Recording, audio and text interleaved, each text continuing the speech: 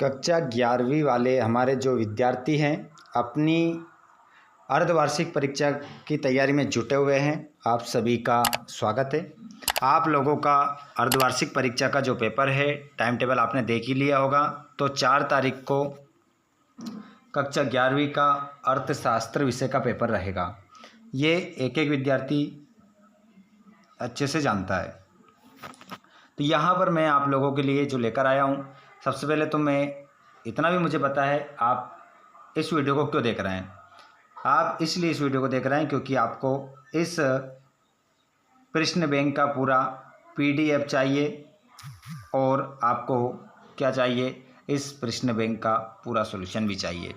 तो जी हाँ विद्यार्थियों, आप लोगों के लिए यहाँ पर हम अर्थशास्त्र कक्षा 11वीं का जो आपका पेपर है उसका पेपर बनने वाला है। इसी में से 100% कोई सी भी एग्ज़ाम का पेपर देख लो, आप त्रैमासिक का पेपर उठाकर देख लो, अर्धवार्षिक का देख लेना, प्री बोर्ड का देख लेना या वार्षिक का देख लेना, हर सब्जेक्ट का पेपर प्रश्न बैंक से बनता है। तो यहाँ पर हम आप लोगों के लिए लेकर आ चुके हैं प्रश्न बैंक का सॉल्यूशन। अगर आप चैनल पर पहली बार आए हैं तो चैनल को सब्सक्राइब जरूर कीजिएगा। अध्याय है आपका 1 सांख्यिकी और अर्थशास्त्र परिचय।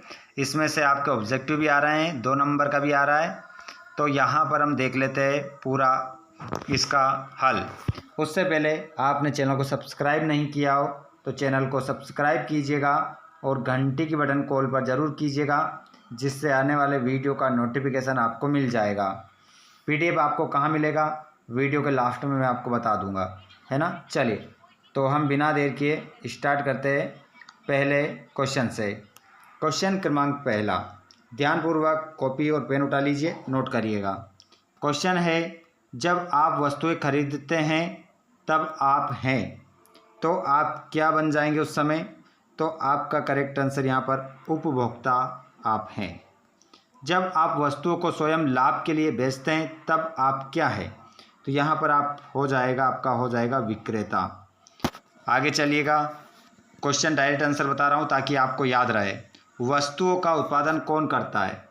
वस्तुओं का उत्पादन कौन करता है, तो इसमें आपका आंसर हो जाएगा उत्पादक। जब आप कोई नौकरी करते हैं तब आप कहलाते हैं। तो आप जो नौकरी करते हैं और उस समय आप क्या कहलाएंगे, कर्मचारी। अगला क्वेश्चन, धन प्राप्त करने के लिए की जाने वाली क्रिया को क्या कहते हैं। तो इसे हम कहते हैं आर्थिक क्रिया। अगला क्वेश्चन है, निम्नलिखित में से कौन सी आर्थिक गतिविधियां अर्थशास्त्र की विषय वस्तु में शामिल है। तो यहाँ पर आपका ऑप्शन देखेंगे आप चारों, और पहला, दूसरा, तीसरा, चौथा। तो यहाँ पर आपका क्वेश्चन क्रमांक जो 6 आप देख रहे हैं, इसमें आप अपना आंसर जो लगाएंगे वो लगाएंगे सी ऑप्शन। A और B दोनों आपका आंसर हो जाएगा।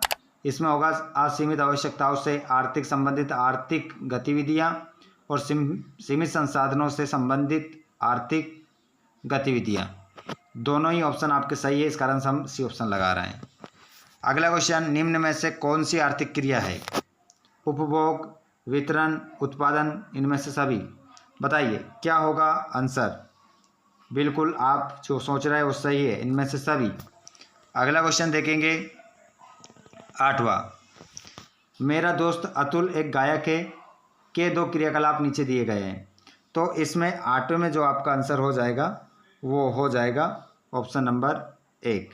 क्रियाकलाप, एक आर्थिक क्रिया है और गैर आर्थिक क्रिया है ना। तो यहाँ पर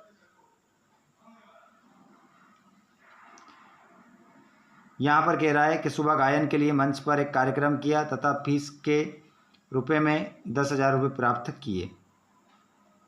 शाम को हमने उसकी 4 वर्षीय बेटी का जन्मदिन घर पर मनाया, उसके लिए गाना गाया। ऊपर दी गई सूचनाओं के आधार पर कौन सा कथन सत्य है। तो यहाँ पर इन कथन में से हमें सत्य बताना है, कौन सा कथन सत्य है। तो पहला आपका आंसर हो जाएगा। उसके बाद में क्वेश्चन नंबर 9, इनमें से कौन सी गैर आर्थिक क्रिया नहीं है। नहीं है, ध्यान रखना। नेक काम के लिए रक्तदान, एक माँ द्वारा किए गए घर के काम, पिता द्वारा की गई बच्चों की देखभाल, अस्पताल में डॉक्टर द्वारा दी गई सेवाएं। गैर आर्थिक क्रियाएं, है ना, तो गैर आर्थिक क्रिया नहीं है, तो यहाँ पर आपका करेक्ट आंसर होगा अस्पताल में डॉक्टर द्वारा दी गई सेवाएं, क्योंकि ये आर्थिक में आ जाएगी। डॉक्टर पैसे के लिए वहाँ पर सेवाएं अपनी दे रहा है। अगला क्वेश्चन है, कोविड-19 से संक्रमित लोगों की संख्या में प्रतिदिन 10,000 तक की वृद्धि हो रही है। गुणात्मक, मात्रात्मक, उपरोक्त दोनों या उनमें से कोई नहीं। तो यहाँ पर आपका करेक्ट आंसर हो जाएगा गुणात्मक या मात्रात्मक, है ना, दोनों आपका सही आंसर हो जाएगा। सी ऑप्शन आप लगाएंगे। रिक्त स्थान की पूर्ति करेंगे।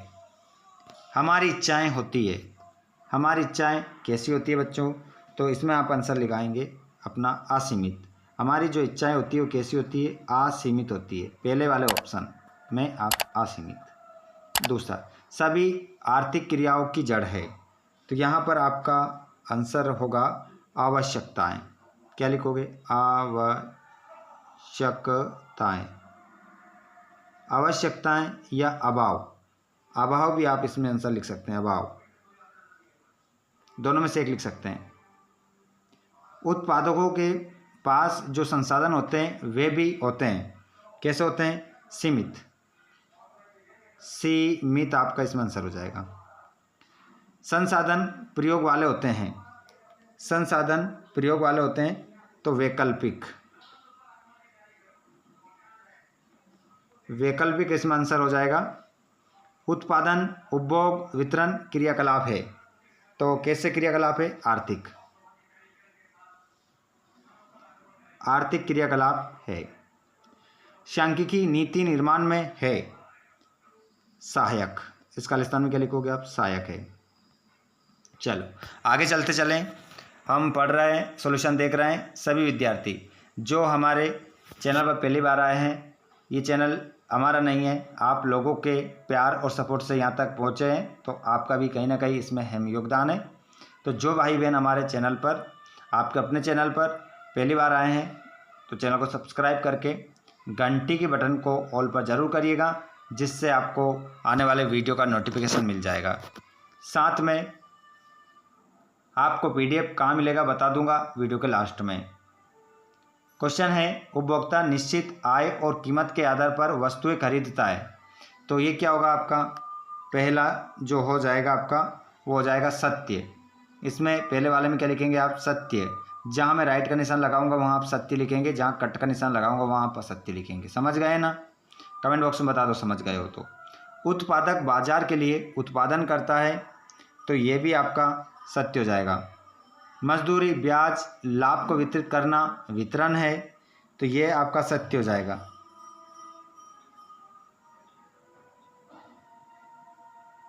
जल्दी से, मजदूरी, ब्याज, लाभ को वितरित करना वितरण है, तो इसमें आपका आंसर क्या हो जाएगा, सत्य। आर्थिक क्रियाएं आम जीवन के कारोबार को प्रभावित करती है, तो चौथे में आप सत्य लगा देंगे। चुनाव की समस्या का अर्थशास्त्र में अध्ययन नहीं किया जाता है, तो असत्य। सांख्यिकी केवल गुणात्मक आंकड़ों से सरोकार रखती है, तो ये भी आपका असत्य हो जाएगा। सांख्यिकी के निष्कर्ष औसत रूप में सत्य होते हैं, ये सत्य हो जाएगा, सातवां सत्य। सांख्यिकी आर्थिक समस्याओं के विश्लेषण में सहायक होती है, तो ये भी आपका क्या हो जाएगा, सत्य। आगे चलिए, जोड़ी बता देते हैं आपको। आवश्यकताएं असीमित, संतुष्टि के साधन, तो इसको आप मिलाओगे सीमित। साधनों के प्रयोग, तो साधनों के प्रयोग को आप मिलाओगे अभाव के कारण। चयन की समस्या का जन्म, तो इसमें आप अपना आंसर लगाएंगे वैकल्पिक। और आम जीवन के कारण आर्थिक क्रिया। आगे एक शब्द में उत्तर देंगे। आर्थिक तथ्यों को क्या कहते हैं, तो आर्थिक तथ्यों को क्या कहते हैं बच्चों, आंकड़े। आंकड़े, पहले वाले प्रश्न का आंसर आंकड़े हो जाएगा। उसके बाद आप देखेंगे अपने अगले क्वेश्चन को, जिसमें आप क्या करने वाले हैं, क्वेश्चन है आपका, उसको देखिए क्या कह रहा है।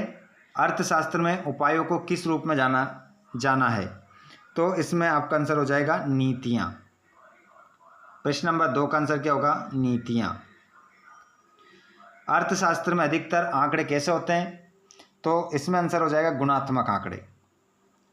केवल गुणात्मक आप लिख देंगे, गुणात्मक आंकड़े लिखना हो तो लिख सकते हैं आप।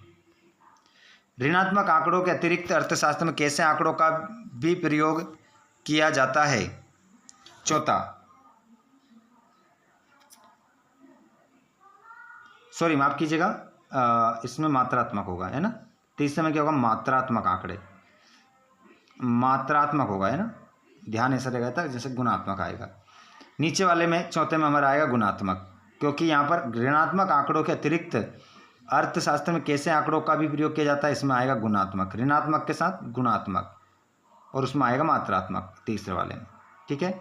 अगला, सांख्यिकी क्या करती है, तो सांख्यिकी क्या करती है, कोई सा भी एक कारण माप आंकड़ों के संक्षिप्तीकरण में सहायता करती है, या आर्थिक निर्माण, है ना, आर्थिक नीति निर्माण, आप तो इतने लिख सकते हैं, आर्थिक नीति निर्माण का कार्य करती है।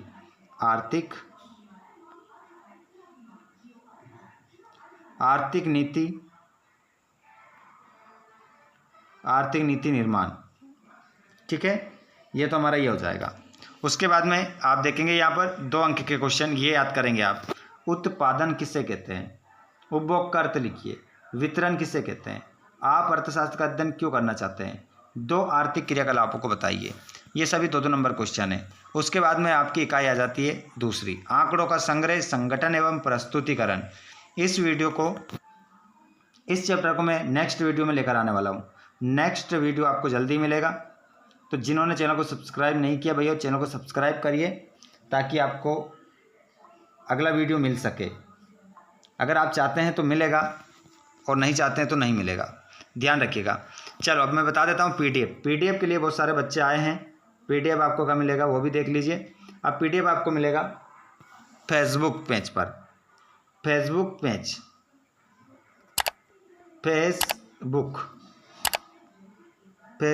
पेज पर क्या मिलेगा, पीडीएफ। फेसबुक पेज पर हमें आप क्या करें, फॉलो करें। फॉलो करने के बाद आप कमेंट बॉक्स में बताएं कि हमने आपको फॉलो कर लिया है, फिर मैं आपको पर्सनली क्या दे दूंगा, पीडीएफ दे दूंगा। हर किसी को नहीं मिलेगा, है ना, जो देख रहा है वीडियो को और ऐसे ही पीडीएफ के लिए आए हैं उनको नहीं मिलने वाला है। जो कमेंट करेगा फॉलो करके उसको ही मैं देने वाला हूँ। लेकिन उससे पहले एक बार शेयर ज़रूर कर दीजिएगा अपने सभी भाई बहनों को, और अपनी बेस्ट तैयारी करते रहें। अर्धवार्षिक परीक्षा की, वार्षिक परीक्षा की सभी वीडियोस आपको हम प्रोवाइड करवाने वाले हैं।